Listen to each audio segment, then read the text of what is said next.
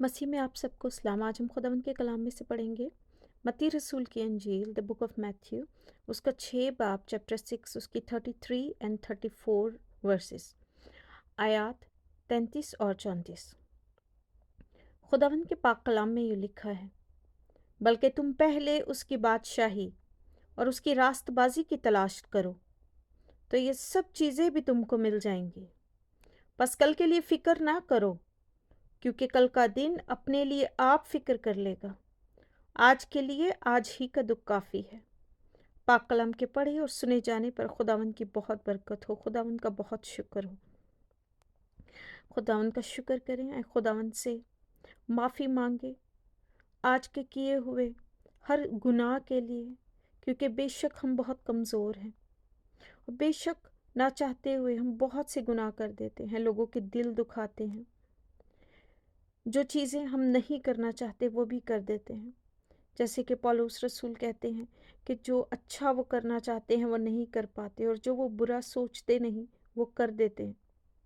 बेशक हम इंसान इसी तरह के हैं, लेकिन जब हम खुदावंद के साथ चलते हैं, खुदावंद का पाक रूह हमें गाइड करता है। बेशक वो हमें बचाता और छुड़ाता है, आजमाइश से भी बचाता है, बुराइयों से भी दूर करता है। हम उससे उसका फजल मांगे, चलते हर रास्ते पर, जिंदगी के हर काम में उससे आगाही मांगे, उससे उसकी रोशनी मांगे, क्योंकि खुदावंद यीशु मसीह ही वो नूर है जो हमें वो रोशनी देगा जिससे हम उन राहों पर चलने के काबिल हो जाएंगे जो खुदावंद की तरफ जाती हैं, हमेशा की ज़िंदगी की तरफ जाती हैं। वो सुखड़ा रास्ता जो हमेशा की ज़िंदगी की तरफ जाता है। बेशक हमारा खुदावंद यीशु मसीह हमारे लिए हमारा रास्ता है। खुदावंद से मांगे कि खुदावंद इस कलाम के वसीले से हमें बरकत दे, हम जो पढ़ें और सुने उसे समझने वाले बने, उसके कलाम की गहराइयों को समझें, उसकी हकीकतों को जानें, उसके मकाशफों को समझें। खुदावंद के नाम से मांगते हैं, आमीन। खुदावंद यीशु मसीह पहाड़ी वास के दौरान बहुत सी डीप बातें लोगों को कहते हैं।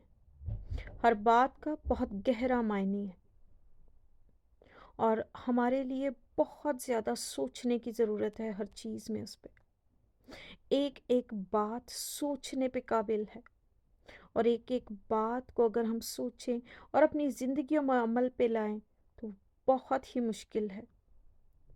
लेकिन जब हम खुदावंद से उसका फजल मांगते हैं तो बेशक हम इस काबिल होना शुरू हो जाते हैं कि अपने खुदावंद की राहों पे चल सके, उसके हुक्मों को मान सके, उसके कलाम की बातों को समझ सके, उसके पैगाम को जो मोहब्बत का पैगाम है, माफ़ी का पैगाम है, ईमान पे चलना है, इन सब चीज़ों में कायम रह सके, उसकी उम्मीद में कायम रह सके।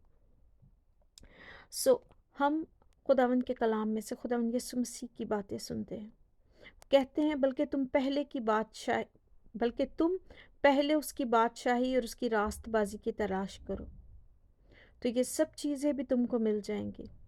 वो इससे ऊपर इंसानों की उन चीज़ों का जिक्र करते हैं कि हम अपने कल के लिए फ़िक्रमंद रहते हैं, हम अपने पहनने के लिए, खाने के लिए, आने वाले दिनों के लिए, जमा करने के लिए बहुत सी चीज़ों के फ़िक्रमंद रहते हैं। लेकिन खुदावंद यीशु मसीह इससे पिछली आयत में कहते हैं कि वो घास को इतनी खूबसूरत पहनावा पहनाता है, हालांकि वो आज है और कल नहीं, लेकिन फिर भी वो उसे इतना खूबसूरत बनाता है। वो जंगली सोसन को इतने खूबसूरत पहनावा पहनाता है, तो बेशक क्या वो हमें नहीं देगा? हम जो उसके बेटे बेटियां हैं, हम जो ईमान पर चलते हैं, बेशक वो हमारे लिए इससे बहुत ज़्यादा रखता है। वो आसमान और ज़मीन का खालिक जिसने सब कुछ हमारे लिए बनाया, बेशक वो हमें सब कुछ देने पे कादिर है। हम उसकी रास्तबाजी की तलाश करें, हम उसकी बादशाही को तलाश करें। उसकी बादशाही जैसे आसमान पर आती है ज़मीन पर भी आए, हम ज़मीन पे भी उसी की बादशाही को जो है वो पूरा करने वाले हों, उसकी बादशाही को कायम करने वाले हों। क्योंकि बेशक उसकी बादशाही जैसे आसमान पे पूरी होती है, ज़मीन पर भी वो होनी चाहिए, और वो हमसे चाहता है कि हम وہ کام کریں کہ اس کی بادشاہی قائم ہو۔ ہم اس کی راہوں پر چلیں، نہ کہ شیطانی رستوں پر، نہ کہ ابلیسی راہوں پر۔ ہم اپنے خداوند سے گمراہ نہ ہوں۔ ہم ان چیزوں پہ جو بول نہیں سکتے، سن نہیں سکتے، ہم ان بتوں کے پیچھے نہ جائیں، ہم دوسرے معبودوں کے پیچھے نہ جائیں، ہم شیطان کی راہوں پر نہ چلیں، ہم بے راروی کا شکار نہ ہوں، بلکہ ہم خداوند کی بادشاہی کو ڈھونڈیں، ہم اس کی راست بازی کی تلاش کریں، تاکہ ہمارا خداوند ہماری راہوں کی رہنمائی کے لیے ہمیں اچھے مددگار کو بخشے، جو کہ پاک روح ہے آج ہمارے لیے۔ بس کل کے لیے فکر نہ کرو، کیونکہ کل کا دن اپنے لیے آپ فکر کر لے گا۔ آج کے لیے آج ہی کا دکھ کافی ہے۔ بے شک ہم آج کے لیے سوچیں، ہمارا خداوند ہمیں کل کے لیے، آج کے لیے، آنے والے دنوں کے لیے دینے پہ قادر ہے، لیکن ہم اس کے ایمان میں قائم رہیں، اس کے ایمان میں چلیں، اس سے مانگیں۔ وہ ہمارا باپ ہے، بے شک وہ ہماری ضرورتوں کو جانتا اور ہماری ضرورتوں کو پوری کرتا ہے۔ ہم اس کی بادشاہی کو ڈھونڈیں، یہ ساری چیزیں بلیسنگز کی طرح ہمارے پیچھے خود آ جائیں گے۔ بے شک ہمارے لیے ان چیزوں کا کوئی معنی نہیں رہتا جب ہم اپنے خداوند کو جان لیتے ہیں، اور ہم آج اپنے خداوند کو جان لیں، تاکہ یہ ظاہری چیزیں، جسمانی چیزیں ہمیں اس طرح اٹریکٹ نہ کرے، کیونکہ جو جسمانی ہوتے ہیں وہ جسمانی چیزوں کی خواہش میں رہتے ہیں، لیکن بے شک جو روحانی ہیں، جو باپ کو جانتے ہیں، جو یسوع کو جانتے ہیں، جن میں پاک روح رہتا ہے، وہ روحانی چیزوں کی خواہش میں رہتے ہیں، وہ روحانی چیزوں کو ڈھونڈنے میں رہتے ہیں۔ آج ہم اپنے خداوند کی بادشاہی کو ڈھونڈیں، آج ہم اس کی راست بازی کو ڈھونڈیں، آج ہم اپنے خداوند میں قائم ہونے کی کوشش کریں، آج ہم اپنے خداوند کو پکاریں۔